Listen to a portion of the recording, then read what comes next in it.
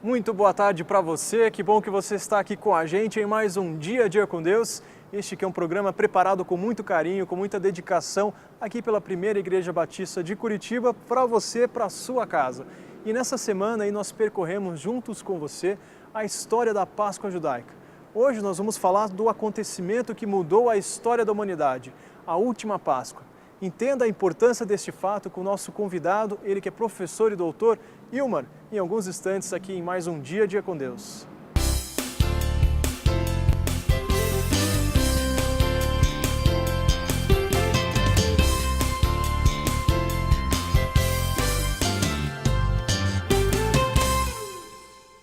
Nos 4 evangelhos, Mateus, Marcos, Lucas e João, nós temos o relatório da última ceia de Jesus com seus discípulos. E Jesus festejou a Páscoa, essa última ceia, nos moldes da Páscoa judaica. Porque também nós, como cristãos, fomos tirados do Egito, da casa de servidão do pecado, pelo poder do sangue e pela mão estendida de Deus. Senão nós continuaríamos na vida antiga.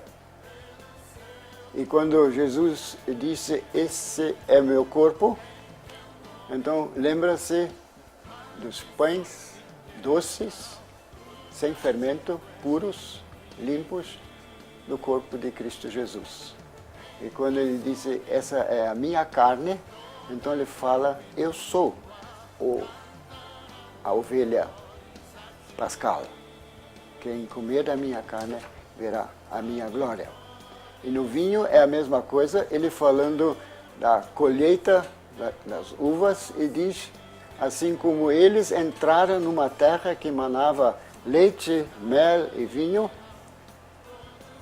assim na nova vida, agora nós teremos a graça superabundante de Cristo Jesus, simbolizado pelo copo de vinho, que é o copo da alegria e da salvação. Jesus ainda disse mais algumas coisas para seus discípulos. Todas as vezes que vós celebrais esta festa, lembrai-vos daquilo que eu fiz por vós. E enquanto vocês celebram essas festas, vocês estão testemunhando das coisas que vocês experimentaram comigo, conviveram comigo e vão agora propagar para os 4 cantos da terra o que significa eis o Cordeiro de Deus que tira o pecado do mundo. E desde aquele dia, a Igreja de Cristo Jesus celebra a Páscoa do Senhor, das mesmas formas como Ele nos ensinou.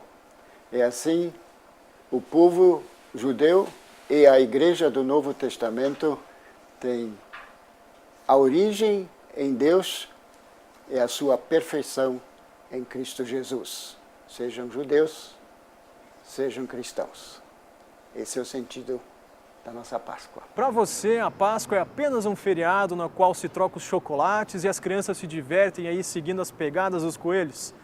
Sabe qual é a maior prova de que Deus está vivo? Descubra em alguns instantes através dessa mensagem do pastor Pascoal Piragini Júnior. Uma das coisas mais preciosas na ressurreição de Jesus é a visão pastoral do Salvador. Hoje nós estamos comemorando aquilo que nós chamamos de Semana Santa ou Sexta-feira da Paixão, e muitos de nós só temos a visão da cruz, do sacrifício, dos pregos, dos açoites, da coroa de espinhos. Mas eu queria mostrar para você o que aconteceu no domingo, naquele dia que Jesus ressuscitou. E qual era o sentimento do Mestre? É interessante porque quando a gente olha todas essas cenas da paixão de Jesus, a gente fica imaginando como o Senhor ainda pode nos amar, quando tamanha maldade humana foi revelada sobre Ele na cruz do Calvário. A cruz é algo muito estranho e um suplício muito doloroso de morte. Por quê? A pessoa pregada na cruz não morria por causa do sangramento, nem morria por causa de estar exposta ao sol durante tanto tempo. Ela morria asfixiada. Por quê? Porque para poder respirar, ele tinha que empurrar o seu corpo para cima e encher os seus pulmões de ar. E precisava depois, para expirar, flexionar o seu joelho para frente para o ar sair.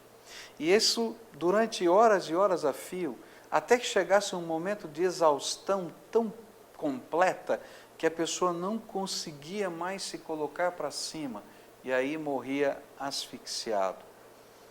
Por isso, por ser já sexta-feira e eles queriam que isso terminasse logo, quebraram as pernas dos ladrões que estavam do lado de Jesus, mas não quebraram de Jesus porque Jesus já havia morrido antes do início do sábado. Mas a beleza está que esse Senhor que sofreu tudo isso por nós, Ele agora ressuscita e está preocupado com os seus discípulos. E a Bíblia vai nos falar em Mateus 28 que Ele aparece primeiro às mulheres. E as mulheres estavam lá no túmulo com o propósito de preparar o corpo de Jesus adequadamente, conforme os costumes judaicos, que não tiveram tempo de fazê-lo na sexta-feira. E quando chegam lá, encontram a pedra removida. Eu me lembro de uma ocasião que eu fui chamado a acompanhar uma família a um cemitério. Eles estavam tremendamente indignados e machucados, porque a administração do cemitério havia os chamado porque o túmulo de alguém muito querido deles havia sido violado naquela madrugada. E então eles tinham que estar lá no momento em que estivesse a administração trabalhando. E eles me chamaram: pastor, vai com a gente, nós estamos angustiados por isso. E eu fico imaginando aquelas mulheres, ao chegarem, olharam aquela pedra removida, puxa vida, já maltrataram tanto o nosso Senhor, agora violam o túmulo dele. Mas aí nessa hora, de dor, de angústia, Jesus ressuscitado visita as mulheres e diz: não, estou aqui, estou vivo. Ele se preocupou com a dor do coração, ele se preocupou com o sofrimento, ele se preocupou com as tensões que estavam dentro da alma. Esse é o Cristo ressuscitado que cuida de nós. Eu quero dizer para você que talvez você esteja vivendo uma luta, uma dificuldade, um problema, e você está indignado com tudo e com todos. E é nessa hora que o Senhor Jesus se aproxima de você e diz: filho, filha, eu estou aqui, olha, estou aqui. E é interessante que as mulheres, naquele momento, ao reconhecerem Jesus, não conseguem fazer outra coisa, a não ser se lançar aos pés dele e adorá-lo. E quando a gente sente a presença do Cristo ressuscitado do nosso lado, a gente não tem como fazer outra coisa a não ser se lançar diante dele e adorá-lo. É interessante perceber que a segunda pessoa que foi e viu Jesus, segundo as Escrituras, 1 Coríntios 15 nos fala isso, foi o apóstolo Pedro. Quem foi o apóstolo Pedro? Você lembra, na noite em que Jesus foi preso, o que aconteceu? Foi aquele discípulo que havia negado Jesus 3 vezes, e que saíra quando o galo cantou, chorando, e que o olhar de Jesus se encontrou com o olhar dele, e de alguma maneira o Senhor Jesus vai primeiro ao encontro do apóstolo Pedro, para confortá-lo e para dizer: filho, você tem falhado, mas eu vim para salvar e abençoar a tua vida e te perdoar. Muitos de nós somos como o apóstolo Pedro. Nós somos aqueles cristãos que falham, que negam a Jesus. Quem sabe hoje mesmo foi aquele dia em que, por vergonha, por medo, até por atitudes, você negou a sua fé ou fez alguma coisa que não condiz com a sua fé.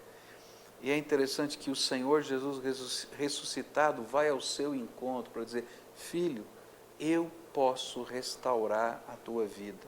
Eu não sei o que tem acontecido com você, mas Jesus pode e quer restaurar a tua vida. Agora, há um relato da tradição, a tradição diz isso, não a Bíblia, então nós não sabemos se é verdade ou não, que Tiago, um dos irmãos carnais de Jesus, ele não cria que Jesus era o Messias. E, por não crer, imaginava que Jesus era um maluco. Isso está nas Escrituras, nos Evangelhos. Mas que quando ele foi preso e crucificado, ele começou a crer que algo de Deus estava acontecendo e que Jesus podia ressuscitar conforme a sua palavra. E ele fez um voto, o voto de não comer pão até que o seu irmão ressuscitasse.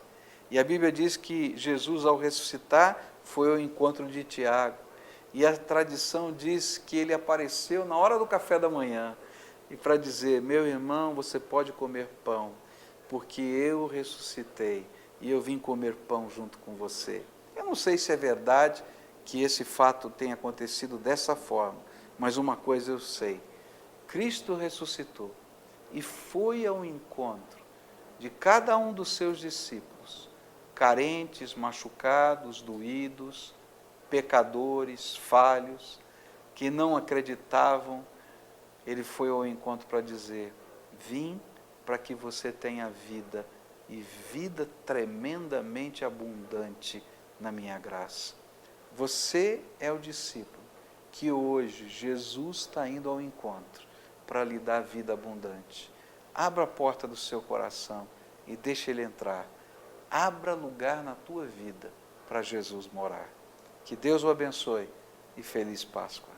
E estamos terminando mais um Dia a Dia com Deus. Esperamos muito que você tenha aproveitado aqui as mensagens a respeito aí do assunto, desse tema. Nós estivemos falando a respeito da Páscoa. E deixamos para você um convite. Não perca agora nesse próximo domingo, às 19 horas, aqui na Primeira Igreja Batista, venha participar de uma cantata de Páscoa. O endereço aí, nosso endereço aparece na tela, a entrada é franca. Você e sua família são os nossos convidados para estarem junto aqui com a gente nessa grande celebração. Terminamos por aqui, mas segunda-feira estaremos de volta aqui com mais um Dia a Dia com Deus. Deus o abençoe, até lá!